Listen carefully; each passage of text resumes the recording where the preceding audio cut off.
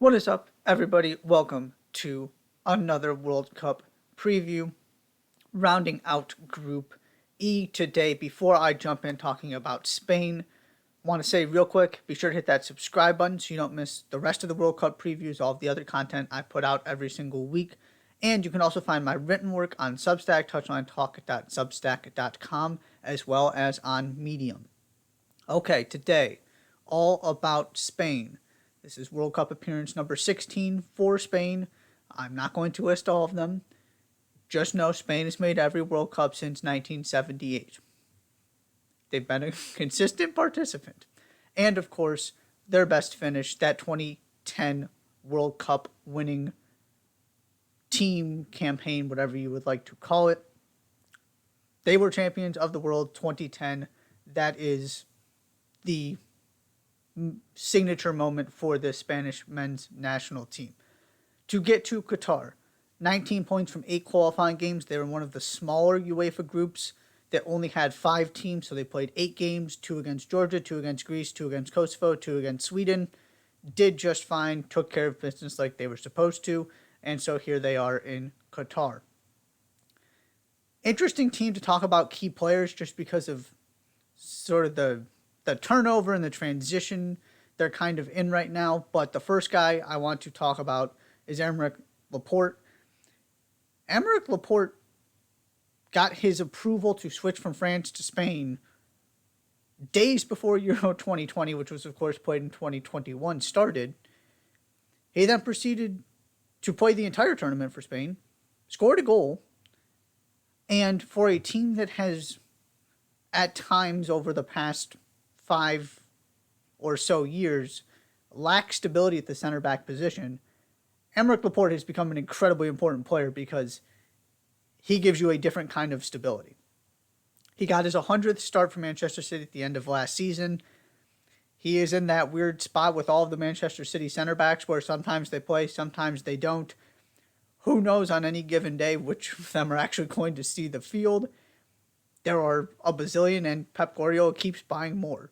So, no, I wouldn't consider him a regular starter at this point, but he has been a regular contributor for Manchester City, and he fills a position and is a massive upgrade for a Spain team that doesn't have all kinds of appealing options at center back, which makes him an incredibly important part of this team and one of the main reason why he's one of the guys I want to highlight here. Second is Koke. We're in kind of this new era of Spain where a lot of the guys who are going to be on the field in Qatar playing big roles are not part of sort of that previous era and all of the success. And Koke, of course, was not a key member of those teams in the early, late 2000s, early 2010s. But Koke's up to 2 World Cups, 2 European Championships, and 2 Champions League finals between his international experience and his club experience with Atletico Madrid. He started every game at Euro 2020, 2 assists during qualifying. There's a lot of new pieces that are sort of getting implemented that kind of started with Euro 2020. Koke is one of those veterans who was kind of in this weird space where you don't necessarily put him with kind of the Sergio Ramoses and Sergio Busquets of the world, but he also has been around forever at this point. Career Atletico Madrid guy, he's seen just about everything and is finally getting a chance to play a really important role for this team after being kind of more of a complementary piece earlier in his career. And the third guy, you got to talk about goal scoring at some point. I'm going to talk about it more at the end of this video, but Ferran Torres. Ferran Torres tied for the team lead with 3 goal involvements, 2 goals and an assist at Euro 2020. He played the most minutes of any outfield player during qualifying, and he scored the most goals during qualifying for this World Cup. This is not a team with a star striker. This is not a team with a huge name as a winger or a number 10 where you just know that's the person that this attack is running through. For the past couple years, Ferran Torres has been the go-to goal scorer for this team.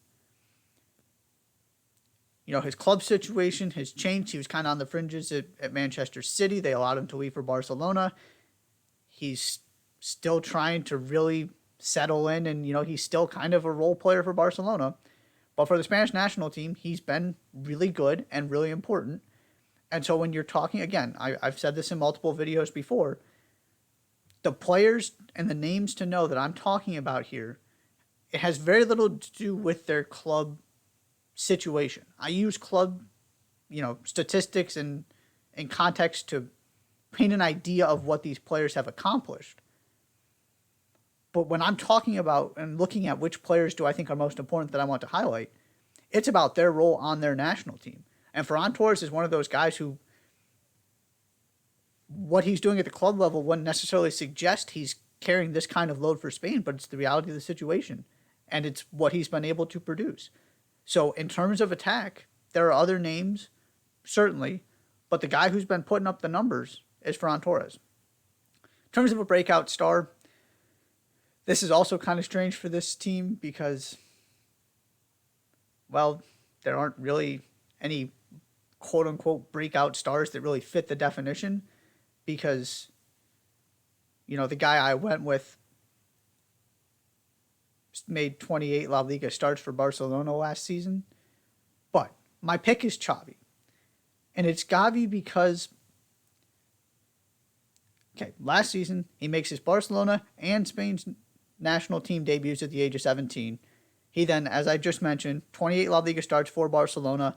He's playing an important role for that team as they go both in La Liga and through, Champions League and then Europa League. And it looks like they're going to do the same thing again this season. But it wasn't like he just got some appearances. He showed up, made his debut, and became a regular starter for Barcelona. Yes, Barcelona are in a weird situation right now. We don't need to get into all that. You just don't see very many 17-year-olds playing that kind of role for Barcelona. He is the next shining star along with Pedri, who I almost put as one of my players to watch and is in my extended players to watch on the written version of this preview. They're the next generation coming out of that famed Barcelona academy. And I picked Xavi in particular because he does fit this description and kind of what I want this category to be, in the sense that he's arrived on the club scene. He's a regular for Barcelona. That's all that needs to be said. But he's just starting to really become a factor on the national team and the international stage from a competing for Spain standpoint. And he just won the Copa Trophy and the Golden Boy Award as the best young player in Europe, essentially, is what that means. Beating out Jamal Musiala, beating out Jude Bellingham. That's how good this guy has been. And again, we're talking about a teenager who is more teenager than guy almost 20. He's incredibly gifted.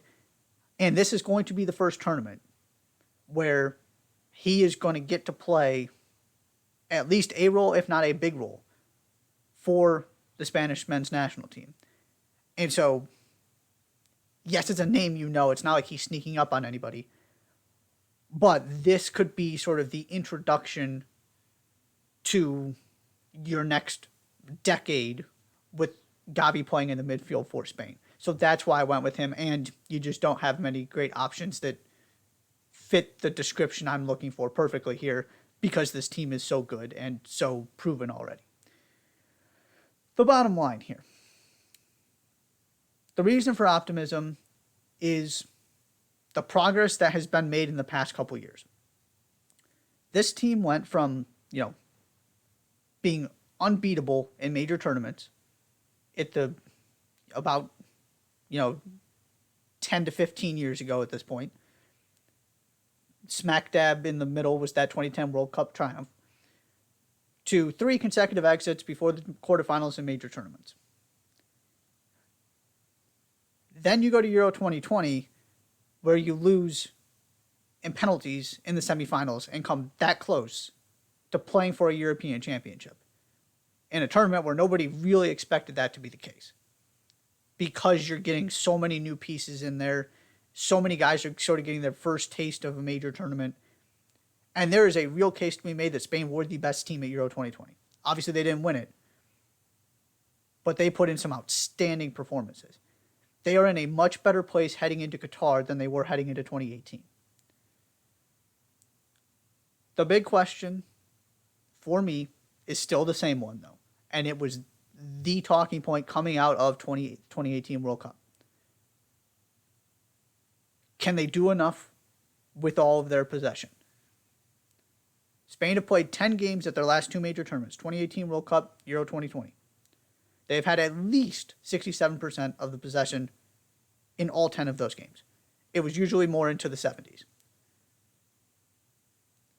7 of those games were draws. Now, of course, most of them went to penalty shootouts. But from a win, lose, draw, 90-minute standpoint, 7 draws. 4 of those games, Spain was able to score multiple goals. 6 times, they did not score multiple goals. This was the whole thing about the Russia game at the 2018 World Cup, right? All this possession didn't do anything with it. You saw at Euro 2020, there are times where they are absolutely brilliant and they score 5 goals and look like the best team in the world. There are other times where they make a bunch of passes that don't actually do anything, have a bunch of possession that doesn't really matter, and don't create the kind of chances they need to, and put themselves in a really bad position. So many teams don't really care about possession these days. The Barcelona-influenced Spanish national team, Pep Guardiola, approach here does care about possession. You got to do something with it, though. So at times it's brilliant, and other times it can be incredibly tough to watch. You got a lot more of the good than the bad at Euro 2020. Can that trend continue, or are we going to be talking about Spain losing another game they have no business losing because they just didn't have any ideas with the ball and just kind of moved it around midfield a bunch? It's the risk you take playing this way. And it's the risk you take because there just aren't that many guys you really trust in attack. I mean, you're talking about, a role player in Ferran Torres for Barcelona. You're talking about Alvaro Morata. These are some of your key attacking players. And so you can't necessarily rely on an incredibly efficient attack. You've got to create enough chances to make sure that you're not, asking everybody to be lethal all the time, because that's just not who this team is up front. You create 1 or 2 opportunities, you don't knock them in, and you're in big trouble. So that is my big question. Do we continue to get a lot more of the, wow, they were brilliant in attack, or do we sort of still have these major concerns and criticisms where they just don't do enough with the ball? It's not going to be perfect every single game, but you got to make sure you get through the group stage. And in those knockout games, it's already happened before. It can happen again if they don't create enough chances to make sure they get not just a goal, but multiple goals and really control games rather than just control possession. They are back to being legitimate contenders. I mean, maybe you could, going into 2014, 2018, certainly 2018, you can make an argument that while they're Spain, 2014 was shocking what happened. 2018, you got to give them the respect they deserve, but they weren't really part of the favorites conversation. You got to put them, what they did at Euro 2020 means they have to be back in that discussion of the best teams in the world and teams that can genuinely win this tournament. What puts them on tier 2 for me, and not among, I wouldn't consider them a favorite, I would consider them sort of those other contenders. More of a dark horse than a favorite, is the lack of star power. Right? You're talking about the other teams, and I know Spain are up there in terms of the betting favorites, and rightfully so, in that 5-6 range, and that's pretty fair. But you look at some of the teams ahead of them, right? There's no Neymar on here. There's no Mbappe. There's no, you go down the list of players England has at their disposal. There's no Lionel Messi. It's a very good Spain team with a bunch of very good players. But this is not, Xavi and Sergio Busquets and Andres Iniesta and Torres and Villa up front, Sergio Ramos, all of these huge names, right? That they undisputably the best team in the world with those players. All-time great team. You're talking about, Pedri is turning 20 at this World Cup, and Xavi and Gavi is a teenager. That's your midfield, part of it at least. Maybe not starters every single game, both of them. But the future is in terrific hands.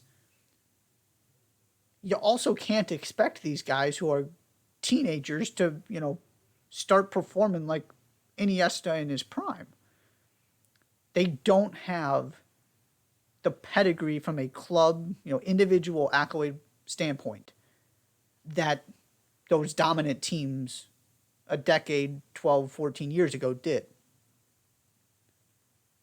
Which is the gap for me and the mental hurdle I have throwing them in the conversation with those other teams I just mentioned.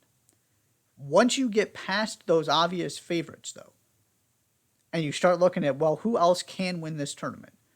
A tournament that looks to be pretty wide open, because I've mentioned this before, you can go poke holes in all those teams.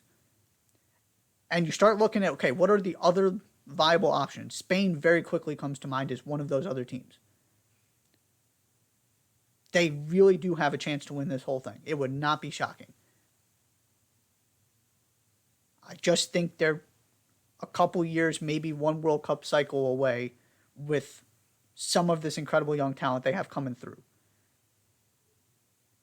These are guys who are winning the Golden Boy Award, and now you're asking them to be the key pieces to the best international team in the world when you have guys who have already sort of gone through that phase and are now entering their primes like an Mbappe, or in their, well into their primes like a Neymar, with all kinds of talent at their disposal as well. Just from a player-to-player standpoint, they don't match up with those very, very top teams. But there are only 3 or 4 I feel that way about, and then it really opens up, and Spain is right there. So I have them kind of in that second tier of not a true dark horse in the sense of I can't see them winning. But if you're going to ask me to pick a team outside of the obvious ones that can win this tournament, Spain is going to be up there as one of the teams I'm giving consideration to. So that is all for Spain. Thank you so much for tuning in. As I said before, be sure to hit that subscribe button, and I'll see you next time.